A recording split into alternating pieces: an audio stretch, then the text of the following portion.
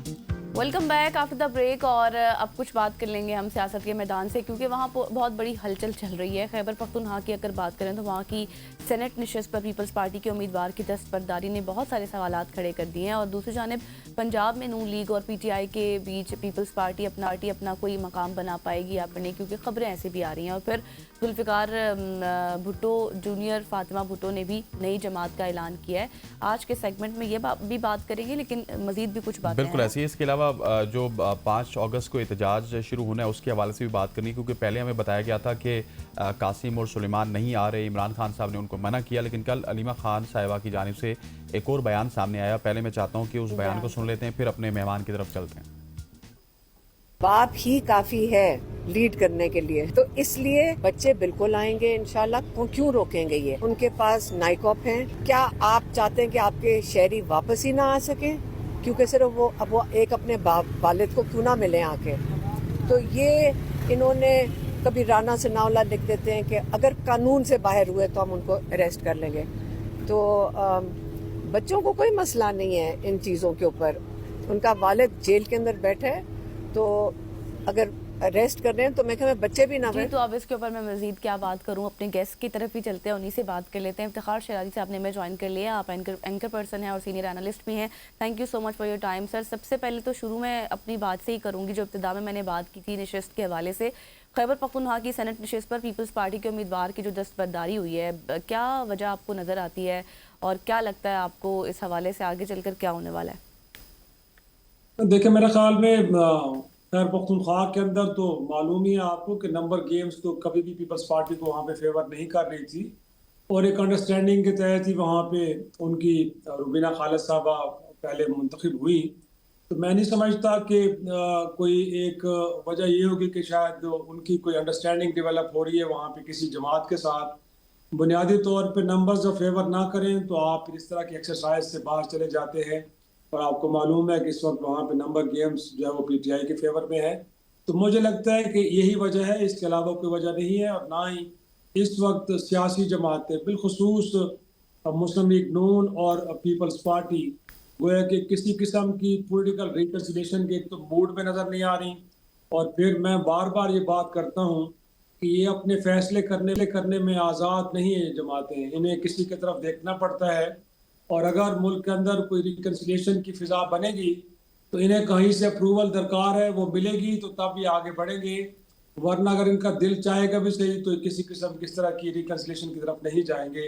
तो मैं नहीं समझता कि इस तरह एक छोटे से एपिसोड के बाद हम कोई उम्मीद लगा बैठे कि सियासी जमातें आपस में मिल बैठेंगी और अफवाम व तफहीम से एक दूसरे को स्पेस दे के इस मुल्क की पार्लिमान को इज्जत देंगे और साथ में जमहूरियत को सही मानों में रेस्टोर करेंगे। मुझे नहीं लगता। बिल्कुल ऐसे। अच्छा शराई साहब, दूसरे मुद्दे पे भी मैं बात करना चाहता हूँ। अलीमा खान साहिबा का बड़ा इंटरेस्टिंग बयान सामने आया, जहाँ पे उन्होंने कासिम और सुलेमान के हवाले से बताया कि वो पाकिस्तान आएंगे। हालांकि इमरान खान साहब इसको रिफ्यूज़ कर चुके हैं, वो मना कर चुके हैं। अब ये पीटीआई में ये एम्बिग्विटीज़ का सिलसिला तो आपको पता है आज से नहीं बल्कि पिछले 2-3 साल से जारी है। अब ये कौन डिटर्मिन करेगा कि तहरीक किस तरह की होगी, कौन शामिल होगा, कौन नहीं शामिल होगा?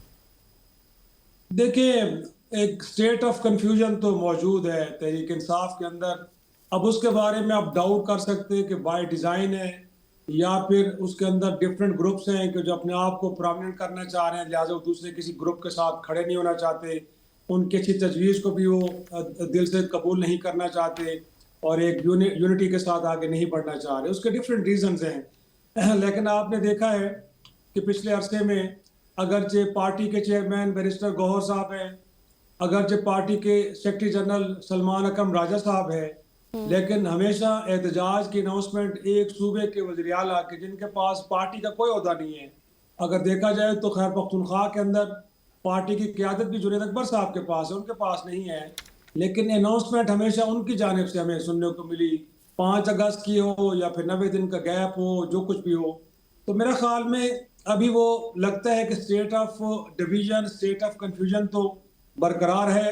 लेकिन जहाँ तक इमरान खान साहब के साहबजादों का पाकिस्तान आना है, तो मैं समझता हूँ कि मैंने भी इस हवाले से कई हलकों से गुफ्तगू की, जानने की कोशिश की क्या वो अमली सियासत में अब कदम रख रहे हैं, अपने वालिद की रिहाई के लिए वो पॉलिटिकल स्ट्रगल करेंगे।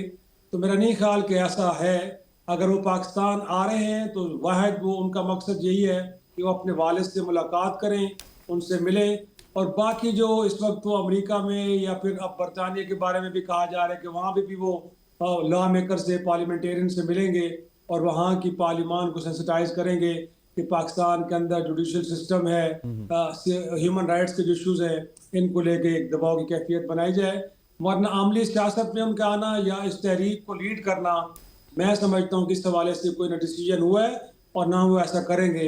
यकीनी तौर पे वो अपने वालिद से मिलेंगे और यहाँ तक उनकी एक्टिविटी महदूद रहेगी, इससे ज़्यादा वो आगे नहीं जाएंगे। लेकिन इफ्तिखार साहब, आपकी क्या इस हवाले से असेसमेंट है कि उनको अमेरिका जाने से हासिल क्या हुआ? हमने देखा कि बहुत हाइप क्रिएट की गई, अमेरिका जाएंगे, फिर मुदाखलत के हवाले से भी बातें की जाती रही। हालांकि पहले हम देखें तो वो खुद ही मुदाखलत के खिलाफ थे, फिर हमने देखा कि कुछ मतलब कोई सिग्निफिकेंट सी चीज़ हमें नज़र तो नहीं आई ट्वीट्स के अलावा। तो इस अब दोबारा जाना अमेरिका में, वहाँ जाके मुलाकातें करना और फिर वापस चले जाना, इससे फिर उन्होंने क्या हासिल किया?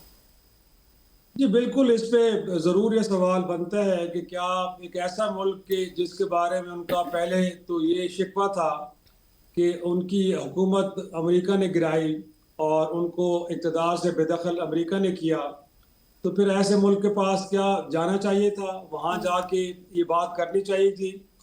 यकीनी तौर पे इस पे बड़ी तनकीद हो रही है और होनी भी चाहिए, क्योंकि ये डोमेस्टिक इशूज़ है पाकिस्तान के, और पाकिस्तान के अंदर अदालतें मौजूद हैं, पाकिस्तान के अंदर पार्लियामान मौजूद है, पाकिस्तान के अंदर दीगर फोरम भी मौजूद हैं। तो पहले तो उनको ये देखना चाहिए था कि उनकी अपनी जमात मुल्क के अंदर अपने रहनुमा की रिहाई के लिए या उनके खिलाफ अगर वो समझते हैं कि सियासी मुकदमात हैं, उनके खात्मे के लिए कितनी तगदो कर रही है। तो मेरे ख्याल में वो हमें लगता है कि उसके अंदर भी कितने में सिंसेरिटी नज़र नहीं आ रही। दूसरा ये मामला कि अमेरिका भी जो मुल्क है उसकी यकीनी तौर पे हिस्ट्री रही है कि पाकिस्तान के अंदर कई मामलात के अंदर मुदाखलत के एक हमें ज़रूर मिलते हैं हिस्ट्री में शवाहिद, लेकिन यकीनी तौर पे अगर वो ऐसा करते भी हैं तो वो अपने मफादात को सामने रख के करेंगे।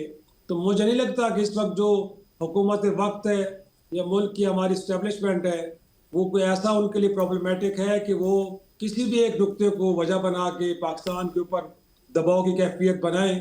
तो मेरा ख्याल में उनको ये असेसमेंट ज़रूर होनी चाहिए थी कि क्या इस वक्त पाकिस्तान के मारूजी हालात ऐसे हैं कि जो अमेरिका को भी फेवर नहीं कर रहे, तो यकीनी तौर पर उनका जाना शायद सूदमंद होता। लेकिन मुझे तो लगता है कि आज ही आपने खबर देखी है कि अब अमेरिकी कंपनियां पाकिस्तान में ऑयल एक्सप्लोरेशन के लिए आ रही हैं, पाकिस्तान के साथ टैरिफ के मामला बड़ी खुशूसी रूपी के साथ तय किए जा रहे हैं। क्लोज होता जा रहा है अमेरिका। जी बिल्कुल, ऐसे तो मेरा ख्याल में ऐसे मौके पे इस तरह की एक्सरसाइज अब उनको किसने एडवाइस किया?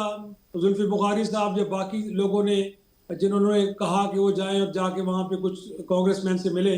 तो मेरा ख्याल में मुझे लगता है कि एक्सरसाइज इतनी सूदमंद साबित नहीं हुई। रादर इसको लेके उनके ऊपर एक तनकीद जरूर आई है कि डोमेस्टिक इशूज को किसी दूसरे मुल्क में ले जाकर डिस्कस डिबेट नहीं करना चाहिए था। बिल्कुल ऐसी है। सीनियर सहाफ़ी तज़किया निगार इफ्तिखार शिराजी साहब हमारे साथ मौजूद थे। Sir thank you so much. ख़वातीन वज़ात, ये था हमारा पॉलिटिकल सेगमेंट। यहाँ पे वक्त वो चाहते हैं एक शॉर्ट सी कमर्शियल ब्रेक का। ब्रेक लेते हैं, वापस आते हैं कि जाए कि नहीं, हमारे साथ रहिए।